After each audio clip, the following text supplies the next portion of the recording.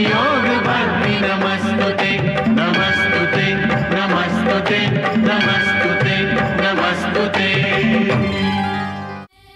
बेड़ियां तोड़कर जो जमाने से लड़ा करता है, सुरखरू होता है उन्हीं का जमाल।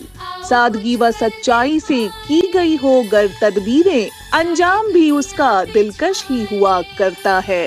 खवातीन की कोशिश, लगन, जज्बे व जद्दोजहद से कामयाबी तक के सफर को दर्शाता और दिखाता हमारा प्रोग्राम ख्वाब हमारे ताबीर भी हमारी देखना ना भूले। हर मंगल रात 9:30 बजे और बुध दिन में 1:30 बजे सिर्फ दूरदर्शन उर्दू पर। कैसा लग रहा है मैडम? फेशियल कैसा लग रहा है? शादी के पहले आता है सीजन शादी.com का, आज ही डाउनलोड कीजिए।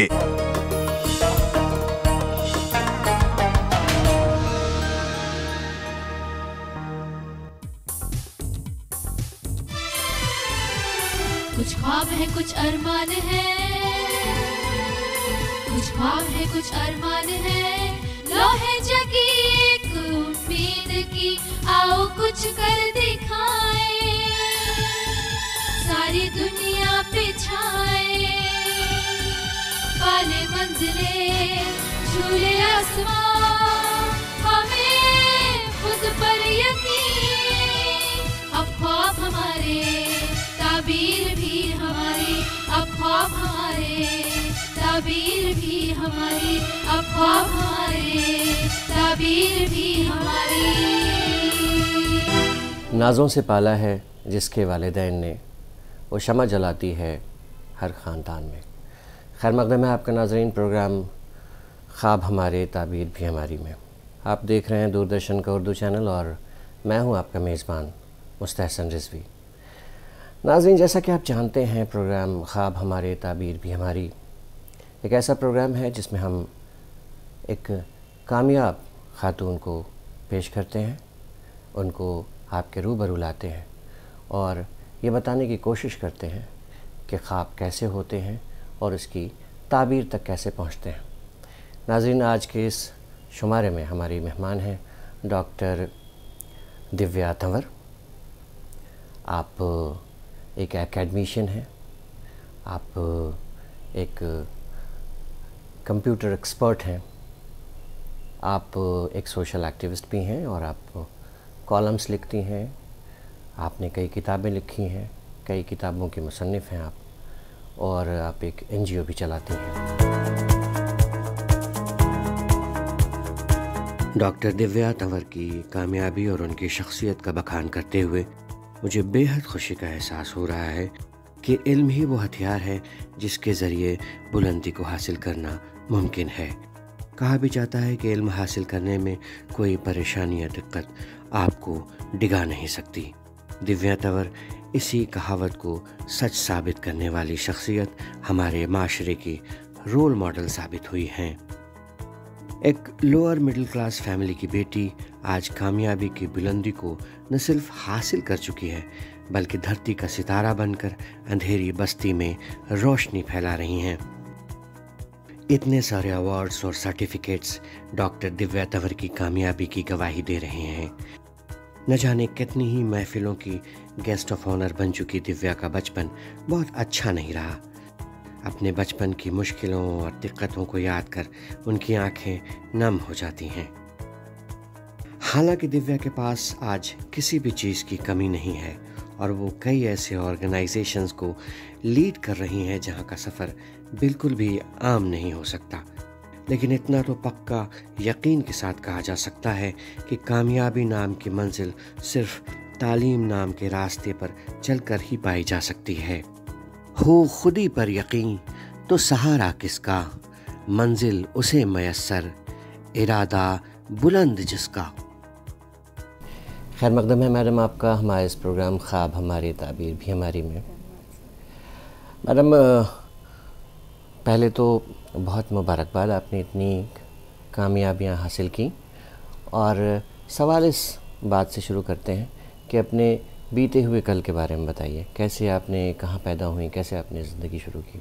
देखिए, जो मेरा जन्म हुआ दिल्ली में ही हुआ और बहुत ही मिडिल क्लास फैमिली से मैं बिलोंग करती हूँ। मम्मी जो ऐसे मेरे जो मम्मी पापा थे दोनों के दोनों अकेडमिशियन थे, कहें टीचिंग के अंदर थे। तो एक स्ट्रिक्ट अपब्रिंगिंग का मैं प्रोडक्ट हूँ जहाँ पर डूज एंड डोंट्स बहुत क्लियरली बताए गए थे कि तुम्हें ये नहीं करना है और ये करना है।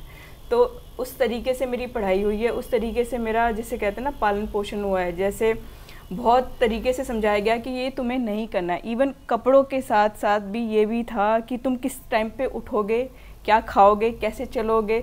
तो बहुत ही तबीयत से उन्होंने हमें कैसे कहते हैं ना कि पाला है और ध्यान दिया है कि हमारे बच्चे कल को कुछ बने, कुछ नाम करें और हमारा नाम रोशन करें। उनके दिमाग में हमेशा से ये था कि कल को तुम हमारे नाम से जाने जाओगे तो हाँ, अच्छा या बुरा जो भी तुम करोगे वो हमारे एक होता है ना कि हमारी छवि हो तुम। तो इसीलिए बहुत ज़्यादा ध्यान दिया उन्होंने। तो ये आपको लगता है कि ये जो शुरू में ही आपको डिसिप्लिन बनाया गया, ज़हनी तौर पर एक कहा गया कि आप मुनज़्ज़म हो जाएं, आप हर काम एक तरीके से सलीके से करें, इसका आगे बहुत फ़ायदा मिला आपको? जी, बहुत फ़ायदा हुआ मुझे, क्योंकि मुझे लगता है कि डिसिप्लिन लाइफ में तुम्हें बहुत आगे बढ़ाता है। और साथ में ये भी था कि काम करना आना चाहिए। आप किसी भी बैकग्राउंड में पैदा हो सकते हैं, आपकी कहीं पे भी शादी हो सकती है, जो बेसिक चीज़ है ना काम करना, घर का काम होना चाहिए या जो भी चीज़ें, वो बहुत सिंपल एक चीज़ कहते थे कि पढ़ाई लिखाई जो भी करोगे तुम अपने लिए करोगे, हमारे लिए तुम्हें को घर का काम करना आना चाहिए। एक लड़की में बात करने की तमीज़ आनी चाहिए, उसके घर का सलीका आना चाहिए, जो मेरे लिए बहुत काम आया आगे। क्योंकि मुझे अभी भी लगता है कि मुझे किसी भी काम को चाहे छोटा है चाहे बड़ा है करते हुए तकलीफ़ नहीं होती। सर्वेंट्स हैं घर के अंदर, बट मैं कोशिश करती हूँ मैं अपने घर का काम ज़्यादा से ज़्यादा खुद ही करूँ। तो ये उन्होंने मुझे सिखाया कि तुम्हें काम करना आना चाहिए। तो आपने करियर को प्लान कैसे किया? जैसे कंप्यूटर के लिए आपके रुझान कैसे पैदा हुआ आपके अंदर? ये आई थिंक मेरे फादर का ही था। उनको था कि मेरी बेटी है वो पढ़ लिख के ऐसा बने, मतलब एकेडमिशियन ही बने, क्योंकि उनका ये था कि टीचिंग लाइन में ही जाए। तो उस टाइम कंप्यूटर का बहुत ज़्यादा रुझान था मुझे लगता है। तो उन्होंने कहा कि कंप्यूटर पे आप करिए। और मुझे कभी टीचर नहीं बनना था टू बी वेरी ऑनेस्ट, मुझे नहीं बनना था। बट ये आई थिंक ब्लेसिंग है, या एक होता ना कि मैं कॉन्स्टेंटली उनकी राह पे चलती चली गई जैसे उन्होंने चाहा था मुझे। तो ये करते करते हम पहुंच गए वहाँ पे जहाँ तक उनका। और आई थिंक घर वालों की ब्लेसिंग बहुत बड़ा काम करती हैं। तो वो उन्हीं की ब्लेसिंग के साथ साथ, और शायद एक मेरा नेचर है कि मैं किसी चीज़ के लिए मना नहीं करती, तो उन्होंने जैसा कहा मैंने फॉलो किया। नाज़रीन, हमारी मेहमान डॉक्टर दिव्या तंवर एक लोअर मिडिल क्लास फैमिली में पैदा हुई। एक गवर्नमेंट स्कूल से उन्होंने पढ़ाई की और अपनी मेहनत, अपने मजबूत इरादे और अपने जोश और अपनी काबिलियत से एक ऊंचा मकाम हासिल किया। तो मैडम, फिर मुखातिब होते हैं आपसे, अपने बारे में, स्कूलिंग के बारे में बताइए कि आप गवर्नमेंट स्कूल में सुना आपने पढ़ाई की और वहाँ टॉप भी किया आपने, तो कुछ बताइए।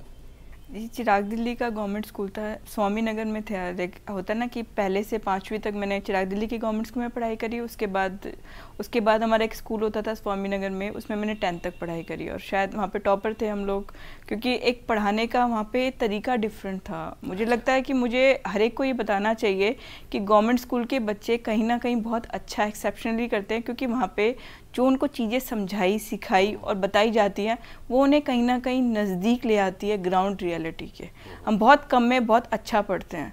और शायद आपने अगर घर देखा होगा तो आपको पता चलेगा, मैंने वहाँ पे जो बेसिक चीज़ सीखी, क्रिएटिविटी सीखी, कि वहाँ पे हमें सिखाया जाता था कि आपको वेस्ट मटेरियल कैसे करना है, दिए से कैसे बनाना है। तो कहीं ना कहीं वो एक होता ना कि मेरा दिव्या फाउंडेशन का जो उसे कहते हैं ना कि मैंने वहाँ से एक इंस्पिरेशन आई कि इन छोटी छोटी चीज़ों से भी हम कुछ कर सकते हैं। तो वहाँ पर पढ़ाई के ऊपर भी ध्यान था, मैं स्पोर्ट्स में भी बहुत अच्छी थी और साथ में क्रिएटिविटी पे भी बहुत ध्यान था। तो तीनों, जैसे कहते हैं ना, तीनों चीज़ों पे। और एक वो था कि किसी भी चीज़ के लिए मना नहीं किया जाता था। अगर आपको ये बैकग्राउंड का बहुत असर पड़ा कि मम्मी पापा दोनों टीचिंग में थे, तो ये दोनों तरफ से था कि आपको हर एक तरीके से प्रोत्साहन मिलता रहा, कि स्कूल से भी मिल रहा है और आपको घर से भी मिल रहा है। तो मुझे छोटी छोटी चीज़ों के लिए हमेशा बोला गया कि अच्छा करो, अगर तुम्हें ड्राइंग करनी है तो तुम ड्राइंग करो, पढ़ना है तो पढ़ाई करो, स्पोर्ट्स में जाना है तो स्पोर्ट्स में जाइए। और मुझे लगता है कि बच्चों को कभी भी इनिशियल टाइम पे रोकना नहीं चाहिए। अच्छा, और ये भी है कि जब आप गवर्नमेंट स्कूल में पढ़ते हैं तो एक ग्राउंड रियलिटी जैसे आपने कहा कि समाज से, ज़मीन से जुड़ जाते हैं। हाँ, डिसिप्लिन हो जाते हैं। और ऐसा देखा भी गया है कि जो अच्छे अच्छे रिजल्ट्स हैं, इंजीनियरिंग है और पब्लिक सर्विस कमीशन है, इसमें गवर्नमेंट स्कूल्स के लड़के अच्छा परफॉर्म करते हैं, अच्छा रिज़ल्ट लाते हैं। तो ये भी शायद एक वजह होगी। ऐसा कोई वाक़या, ऐसा कोई इंस्टेंस याद हो आपको जब कि कोई दिक्कत आई हो फैमिली में, इकोनॉमिक या ऐसा कुछ? नहीं, इकोनॉमिक तो नहीं थी, सोशली जैसे होता है ना कि मैं बहुत शरारती थी बचपन से। तो मेरी जो एनर्जी को यूटिलाइज करने के लिए वो मुझे बहुत सारे काम देते थे, और वही रीज़न था कि मुझे क्रिएटिविटी में भी हमेशा फर्स्ट प्राइज़ मिला है, और मुझे बोलने में भी, राइटिंग में भी, और मुझे हर एक चीज़ के लिए स्टेज पे बोला जाता कि दिव्या होगी तो कर देगी। मुझे कभी प्रिया ने ये बताया नहीं जाता था कि तुम्हें ये याद करके आना है, मुझे बस भेज दिया जाता था। और वो जो कॉन्फिडेंस था वो मुझे अभी तक, मुझे सब बोलते हैं कि तुम्हारे कॉन्फिडेंस के 200 नंबर है, वो वहीं से आए हैं शायद, क्योंकि उन्होंने मुझे कभी किसी चीज़ के लिए रोका नहीं। एक बेस उन्होंने बहुत स्ट्रॉन्ग कर दिया कि आप जो भी आपकी लाइफ के डिसीजंस होंगे उसके लिए आप खुद ही जिम्मेदार हैं। तो आप करिए और कोशिश करिए कि आप उसमें पूरी की तरह 100% दे जाएं आप।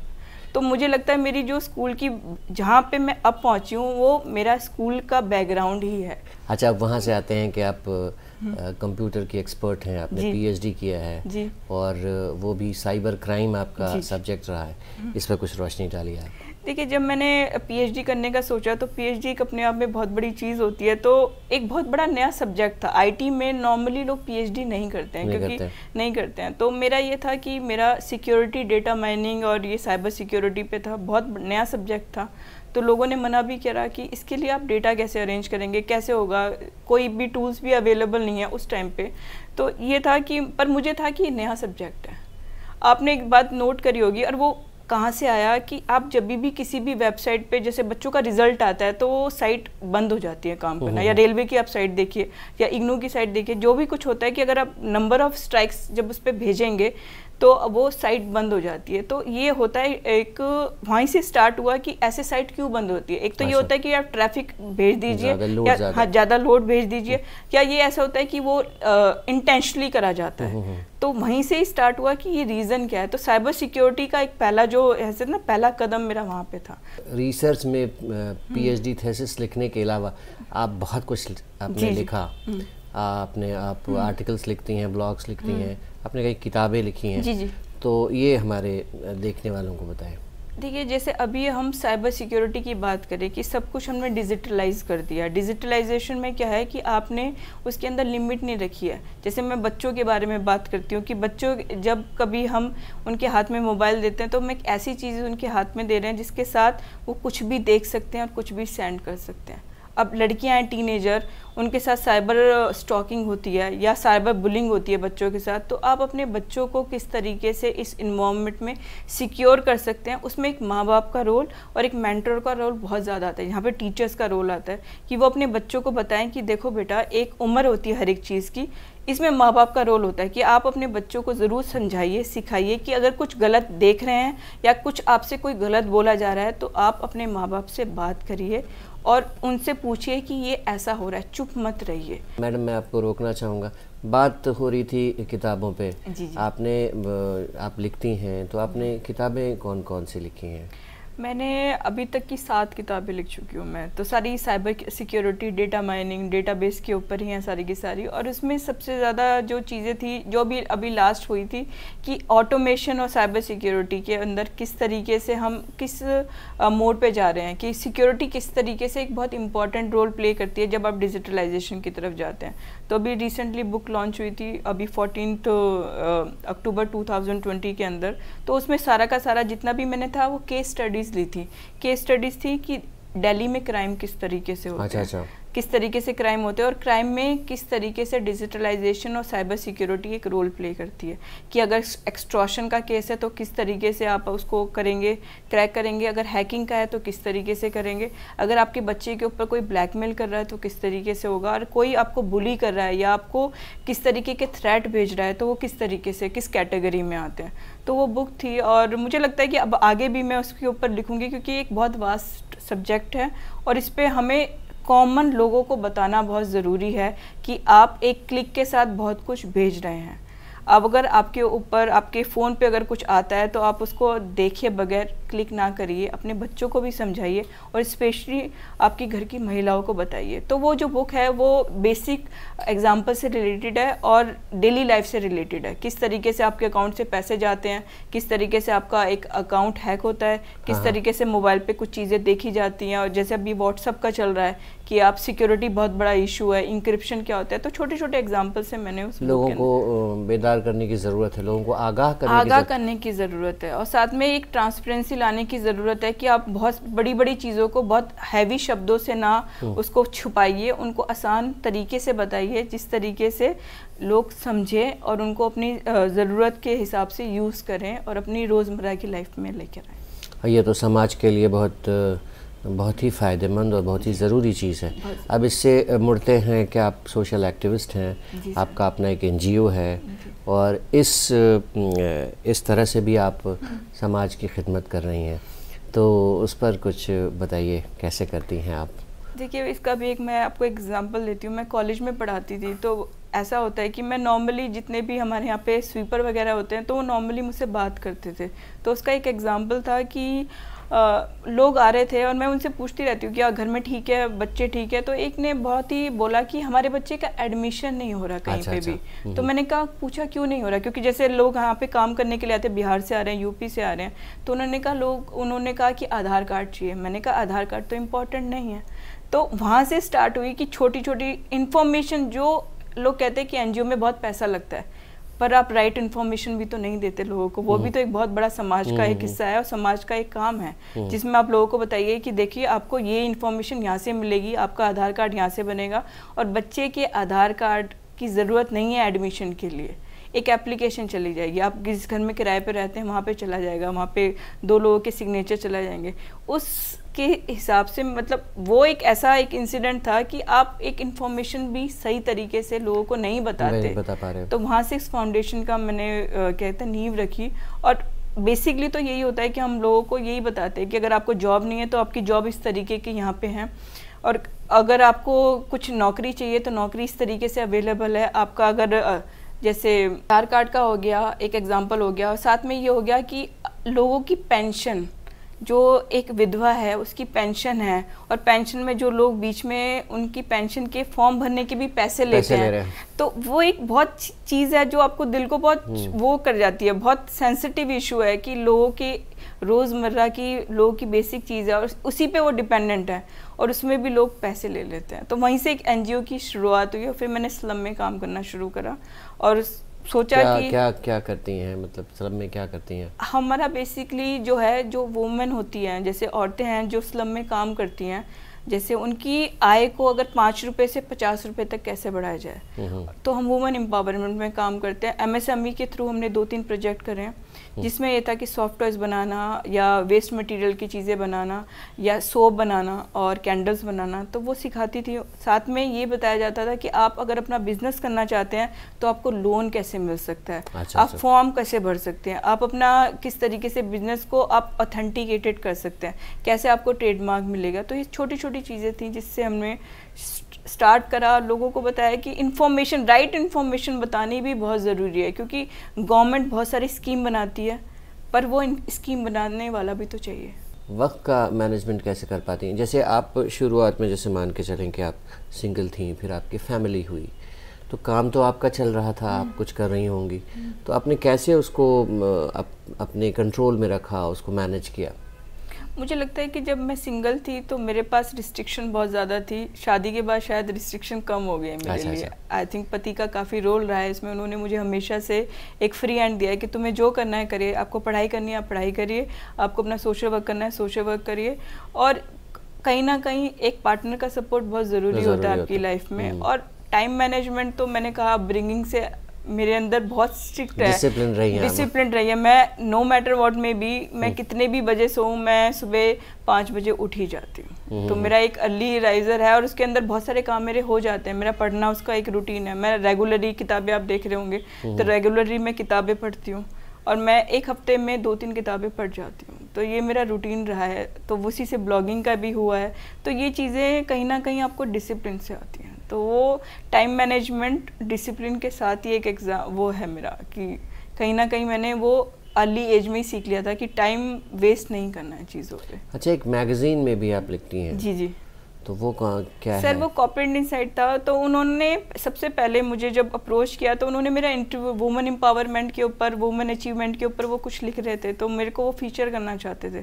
तो उसके बाद उनको आई थिंक ये हुआ कि एक बॉन्ड बना और उन्होंने रेगुलरली मेरे आर्टिकल मांगने शुरू कर दिए। तो मैं रेगुलरली हर एक हफ्ते उनके लिए एक रेगुलर एक ब्लॉग लिख लेती हूँ।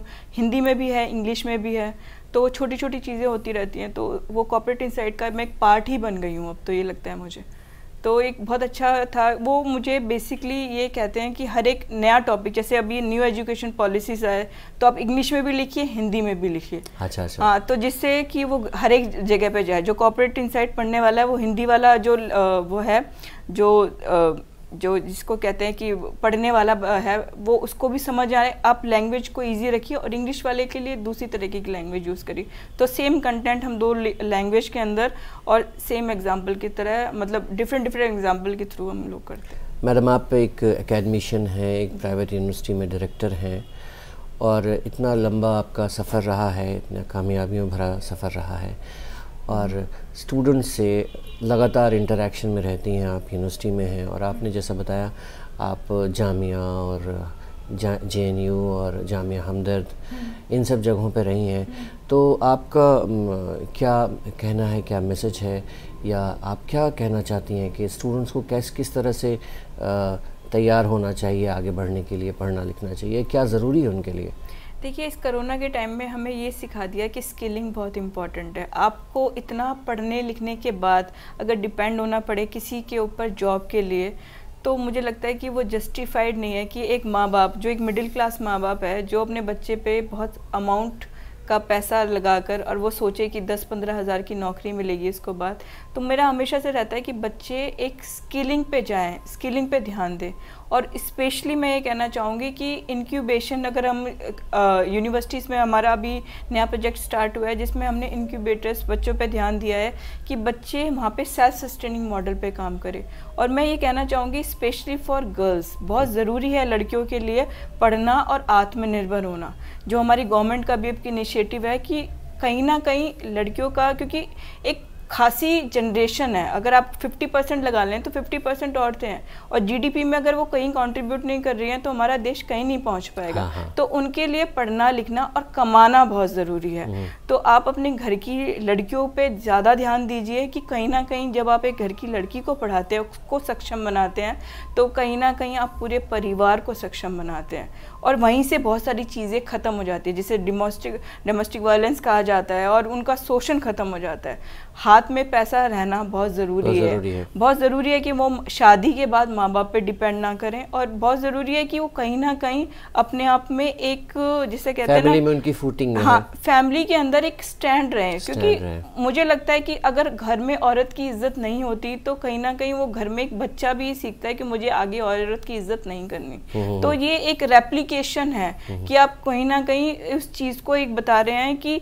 अगर मेरी घर की बेटियां पढ़ रही हैं, घर की माँ अगर पढ़ी लिखी है, तो एक पूरे घर का स्तर बढ़ जाता है।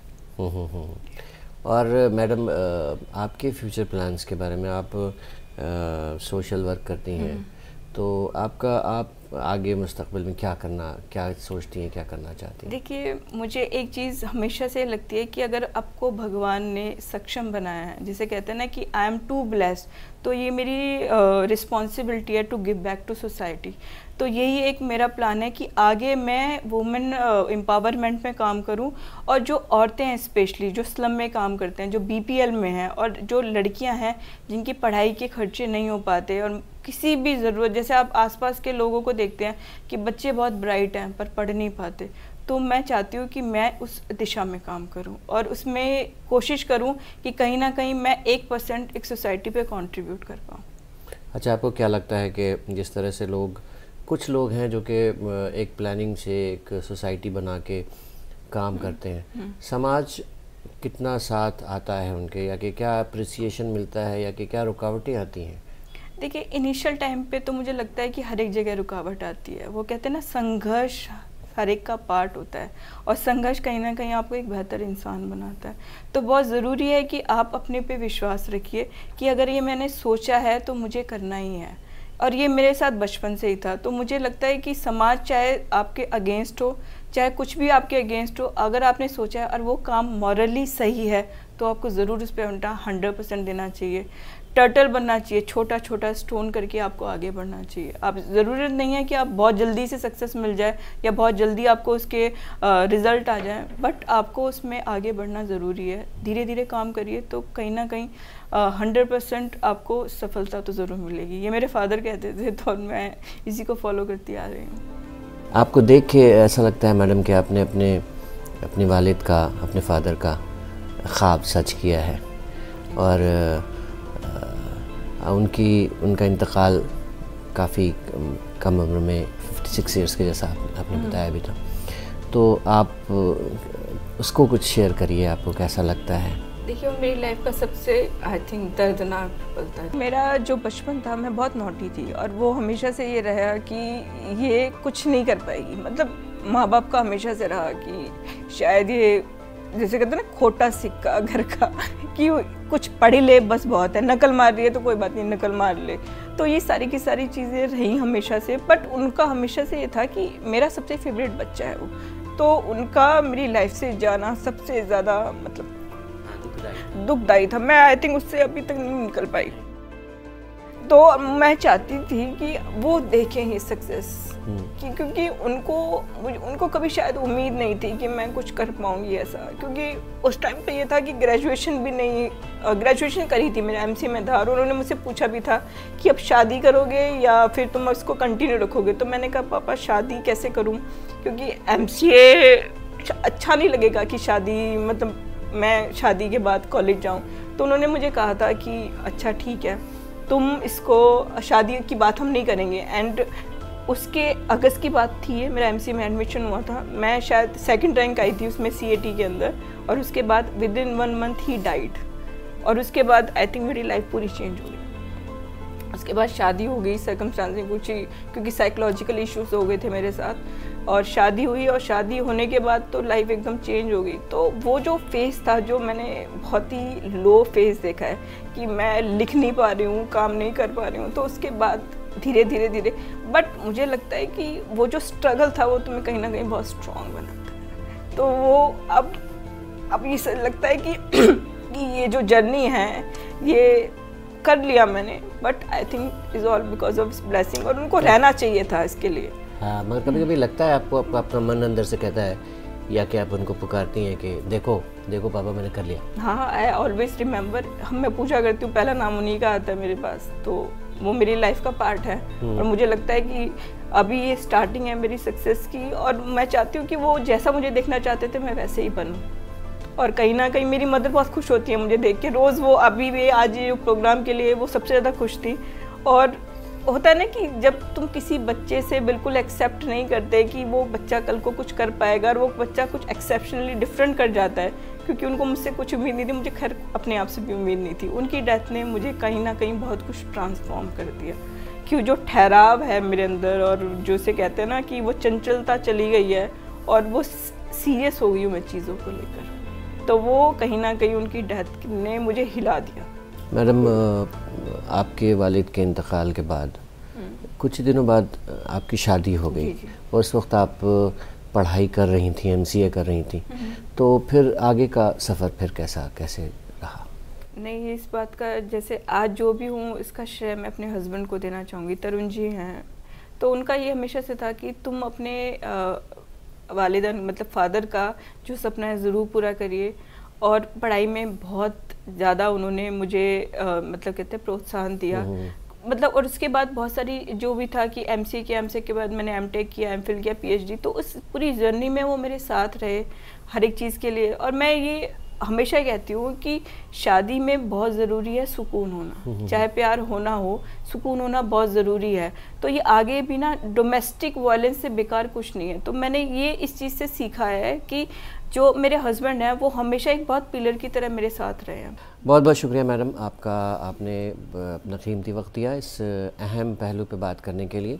तो नाजरीन, ये थी हमारी मेहमान डॉक्टर दिव्या तंवर, और कितनी अहम बातें निकल कर सामने आई। एक तो ये कि जब मुसीबत का वक्त हो, जब आपके लिए क्राइसिस का टाइम हो, तो घबराने की ज़रूरत नहीं है। दूसरे ये कि कोई आपको मिल जाता है, चाहे आपका शरीक हयात हो, आपका हस्बैंड हो, आपका शौहर हो, जो कि आपको संभाल लेता है। सबके साथ शायद ऐसा न भी होता हो।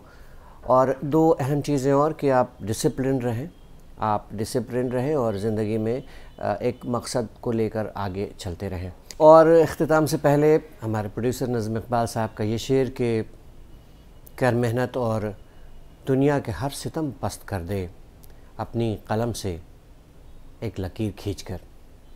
तो नाजरीन, इसके साथ ही ख्वाब हमारे, ताबीर भी हमारी टीम, और मुझे मुस्तहसन रिजवी को दीजिए इजाज़त। खुदा हाफिज़।